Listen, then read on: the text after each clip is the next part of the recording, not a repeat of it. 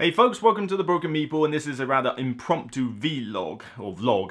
I know people are correcting me on that one, but I wanted to get two vlogs out before I went to Essen, which I'm going to go to next week. One of them is going to be Essen focused, so it will talk about some games that I'm looking forward to, my plans, travel plans, when I'm going to be on the Dicetower booth, that kind of thing. Not going to be on the booth as much as last year, I don't think, because I was a bit late to the, shall we say, meeting on Slack, because Slack doesn't give me notifications for some reason, where to get booked in on slots. But I've got a good 4 to 5 hours, I think, on the Dicetower booth over the course of the week, and that's not including times when I'll just randomly go by there on passing to other things. So I'll let you know where you can grab me on that. But the point of this vlog, a bit of an announcement. I've had a little mini project going on recently, and I've been wanting to do it for some time, but Patreon has not reached enough of a peak in order to let me do it sooner. So eventually I had to just say, alright, well, let's spend some time saving up some money, you know, putting some of my savings aside so that I could actually do this, because I felt it was getting to a point where it needed to be done. And I don't want to blurt out and say exactly what it is.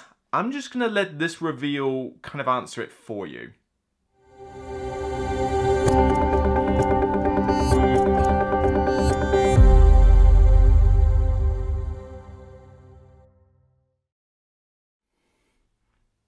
Ta-da! Yes, there's been a bit of a rebranding with the Broken Meeple lately. I wanted to do this for a bit because as much as, well, you can see my logo there to the left. The logo was good. Alright, I liked it. It was iconic. It was basically what I had when I started. But to tell you the history of that logo, it was basically, well, a friend of mine drew it up for me. I don't know if he used Microsoft Paint or Photoshop or what. He's not trained in graphic design or anything like that. He literally just whipped it up as a favour for me, and it's stuck with me ever since, and I'd used it.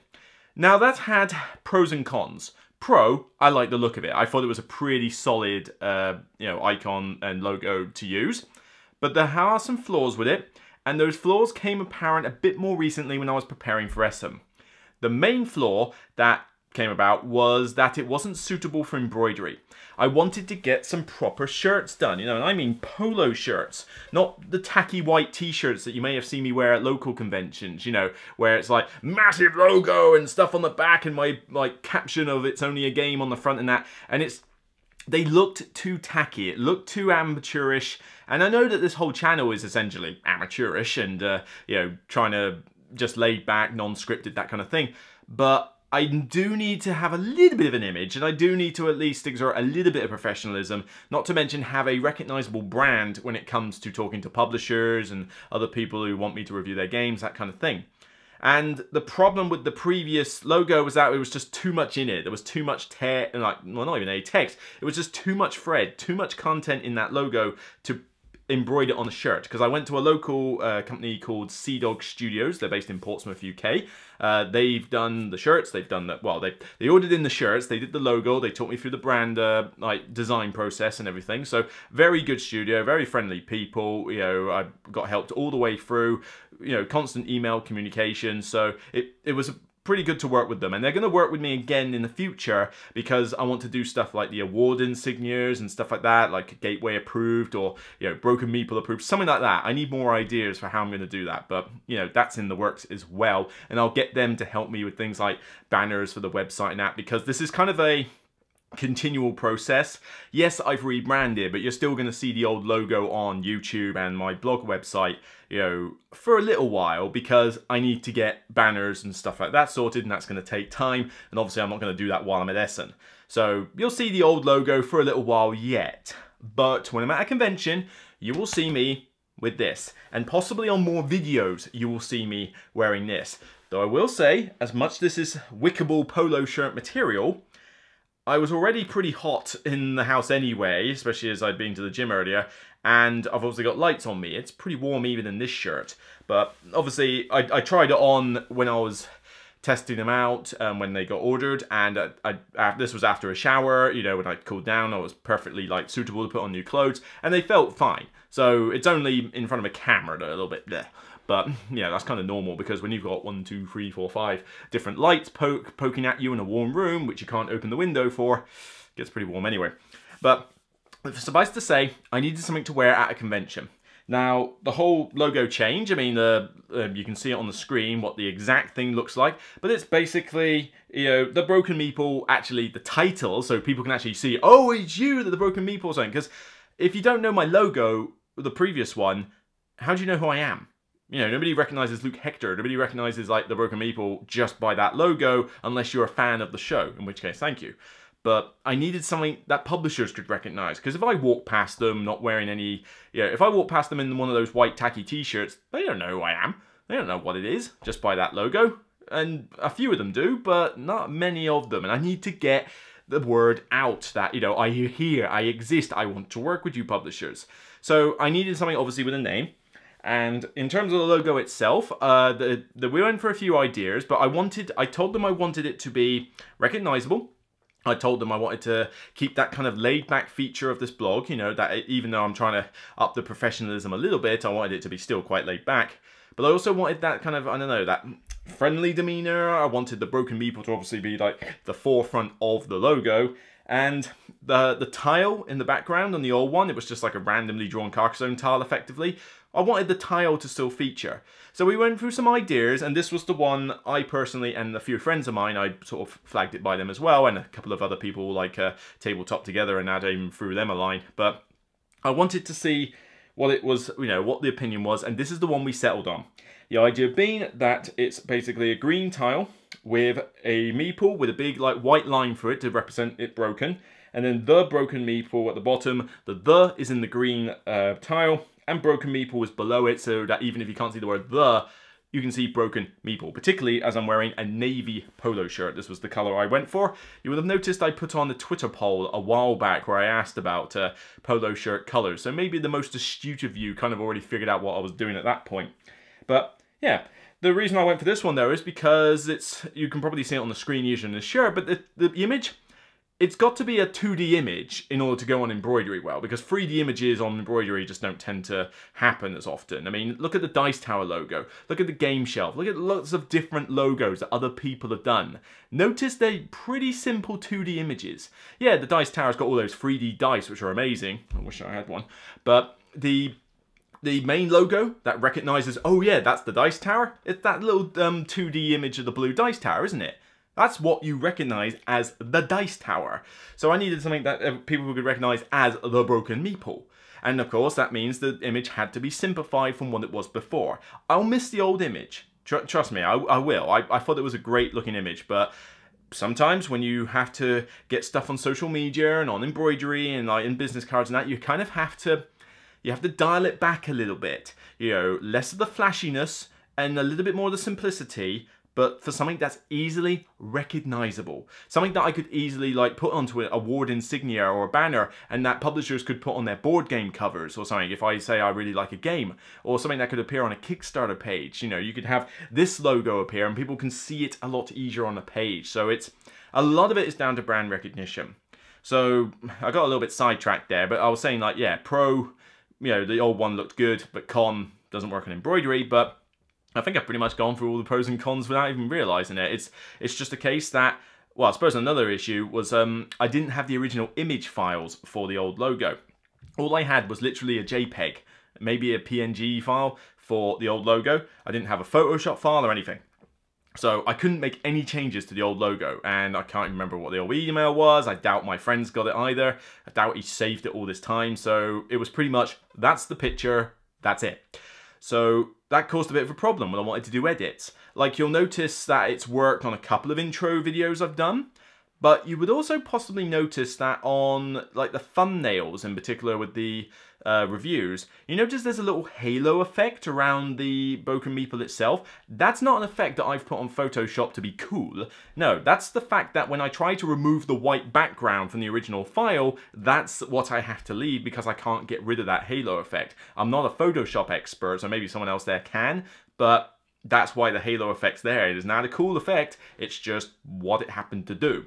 And you might notice it on a couple of intro videos where it's like, hang on, what's that little white halo bit? Oh, it's that. So now I have files. I have PNG files, I have JPEG files. I can go back to the design studio for the original Photoshop thing and they can make tweaks if need be. But these should be a lot easier to incorporate on social media icons like Twitter and Facebook, as well as put on the YouTube channel, on thumbnails and that. But it was also a lot easier to put it on a shirt. And you know, I'll work with them to do some award insignias for like Broken Meeple ratings. I'll also get them to do a banner for the YouTube channel. I like the one I've got there at the moment though, so I'm gonna hope maybe I can get them to do something similar. You know, like the montage of games with my logo. I quite like that one. But certainly my blogger website, if you've ever been to blogspot.co.uk, brokenmeeple.blogspot.co.uk, then you'll notice the banner at the top's not quite what it was before, but that's because that banner is pretty old and yeah, kind of not as great. So I do need to get something for that as well. So that's kind of the announcement. You know, I just wanted to say that, yes, you will see the old logo for a while, but going forward, eventually, this will be the official new logo for my blog. You'll see me in this these polo shirts when I go to conventions, providing I don't gain any extra weight, shall we say, because I ordered large because it seemed to fit, and it's a fit. It fits me as a large. It fits me almost perfectly in the sense that if I gain any more weight, it probably wouldn't. But then I'm on a diet at the moment and I'm trying to lose weight. I'm trying to, well, not weight, I'm trying to lose fat down here. So, and fat off my arms and all that lot, but I'm still trying to keep bulky shoulders and keep posture. So I'm expecting that these shirts will still be fine, hopefully, after the money I spent.